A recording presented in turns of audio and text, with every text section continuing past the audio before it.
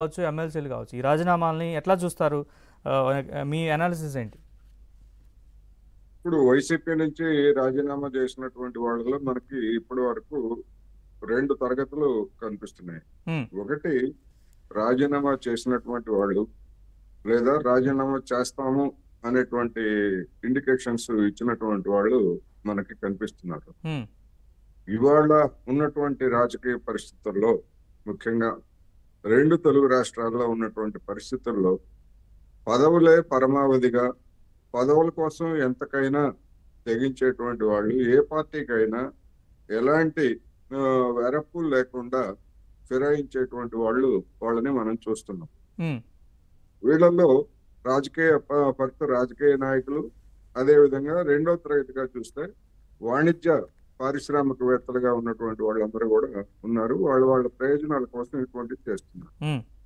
ఇప్పుడు మొత్తం ఈ రాజీనామా చేసిన వాళ్ళు కానీ లేదా చేస్తున్నటువంటి వాళ్ళు కానీ అంత స్వచ్ఛందంగా అంత స్వచ్ఛందంగా చేసి వస్తున్నారు అనేటువంటిది అయితే నేనైతే నమ్మటం లేదు వ్యక్తిగతంగా. ఎందుకని మీకు ఎందుకు అనిపిస్తుంది అలాగా? ఎందుకు అంటే గతంలో తెలుగుదేశం నుంచి వైసీపీలో చేరినా లేదా వైసీపీ నుంచి తెలుగుదేశంలో చేరినా లేదా ఇంకొక పార్టీ నుంచి ఇంకో పార్టీలో చేరినా ఏదో ఒక పదవి లేకపోతే దానికి ఈక్వల్ గా ఉండేటువంటి పదవులు అనేటువంటిది ఒక అవగాహన. హ్మ్. అదేమి రాతపూర్వకంగా ఉంటాయంటే రాతపూర్వకంగా ఎక్కడా ఉండదు. హ్మ్. అటువంటి పరిస్థితుల్లో 2 ఏళ్ళు లేదా 4 సంవత్సరాల పాటు పదవులు ఉన్నటువంటి వాళ్ళు, రాజ్యసభ సభ్యులుగా ఉన్నటువంటి వాళ్ళు ఎందుకని అంత స్వచ్ఛందంగా వస్తున్నారు?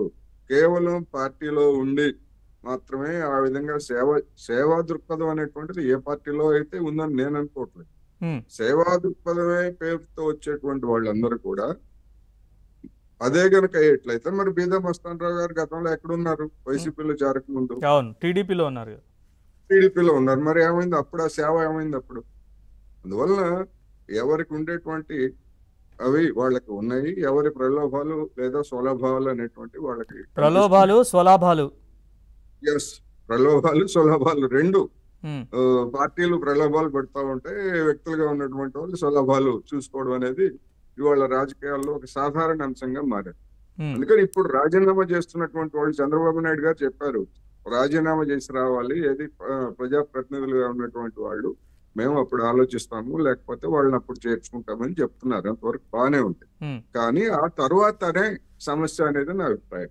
ఎందుకు అంటే ఒకవేళ ఇప్పుడు 11 మందిలో ముగ్గురో నలుగురో మినహా మిగిలినటువంటి 7 రాజీనామా చేసి వస్తే ఆ 7 రాజ్యసభ సభ్యుల స్థానంలో వాళ్ళకి ఎవరికి మళ్ళా రీనామినేట్ చేయకుండా లేదా వాళ్ళని పోటీలోకి పెట్టకుండా కొత్త వాళ్ళని పెడతారా? అదే విధంగా ఎమ్మెల్సీలుగా రాజీనామా చేసి వచ్చినటువంటి వాళ్ళను కూడా అదే విధంగా చేస్తారా అనేటువంటిది ఇవాళ $1 మిలియన్ ప్రశ్నగా ఉన్నది ఇప్పటికీ. హ్మ్. ఏం చేస్తారు ఏమిటనేటువంటి దానికి నేనేమి తెలుగుదేశం మీదో లేకపోతే జనసేన లేకపోతే బీజేపీ మనకి ఉంటుంది కదా, జాబ్ క్వాలిఫికేషన్స్లో ఈక్వలెంట్ అని ఏదో ఉంటుంది కదా, అట్లాంటిది ఎమ్మెల్సీయో అదే ఎంపీయో చెప్పు దానికి సమానమైంది నేను ఏదన్నా? చెప్తుంది అదే. హ్మ్. దానికి ఈక్వల్ గా ఉండేటువంటి ఏ ఒక నామినేటెడ్ పోస్ట్ లేకపోతే ఇంకోటి కార్పొరేషన్ లో ఇట్లాంటి కూడా ఇవ్వకూడదు. నిజంగా వాళ్ళు చిత్తశుద్ధితోటి పార్టీ కోసం ప్రజల కోసం పనిచేసే వాళ్ళు అయితే. ఎందుకు అంటే గడిచినటువంటి 5 సంవత్సరాలుగా తెలుగుదేశంలో జనసేన లేదా బీజేపీ అంటే సరే కొత్తగా ఎంటర్ అయింది అనుకోండి. తెలుగుదేశం జనసేన రెండు పార్టీలు మొదటి నుంచి వ్యతిరేకిస్తున్నాయి. బీజేపీ ఒక విధంగా అటు ఇటుగా ఉంటా ఉంది.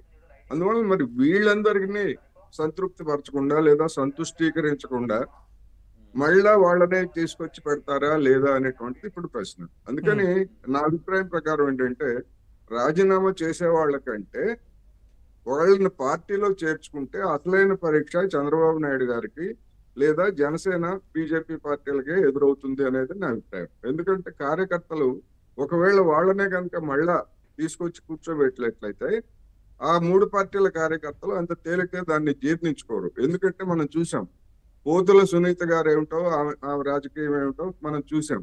హ్మ్. దాని మీద మరి గౌతు శిరీష్ గారు బహిరంగంగా ఒక ట్వీట్ కూడా చేశారు. హ్మ్. హ్మ్. ఆ, ఇట్లాంటి వాళ్ళని ఎట్లా చేర్చుకుంటారని. ఎవరైనా అంతే. ఎందుకంటే వాళ్ళ రాజకీయాల్లో చిత్తశుద్ధి నిజాయితీ అనేటువంటివి మనకి ఎక్కడ కనపడినప్పుడు కార్యకర్తల మనోభావాలను గమనిస్తారా చంద్రబాబు నాయుడు గారి మిగిలిన రెండు పార్టీలు అనేటువంటిది పెద్ద ప్రశ్నగా ఉంది.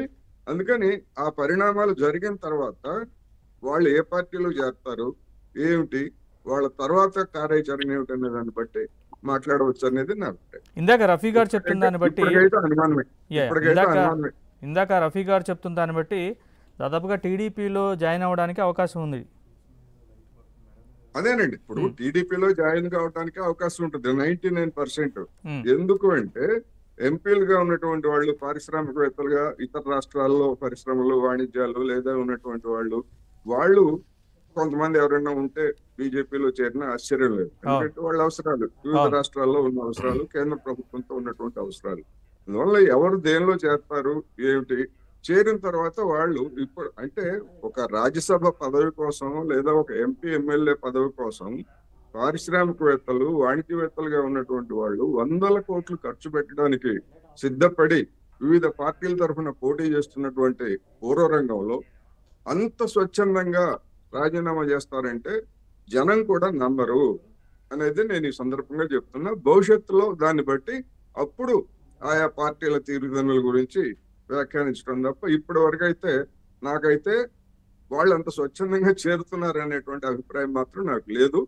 ఎట్లా ఏమిటనేటువంటి తర్వాత మనం మాట్లాడదాం. రైట్, ఒక్క నిమిషం.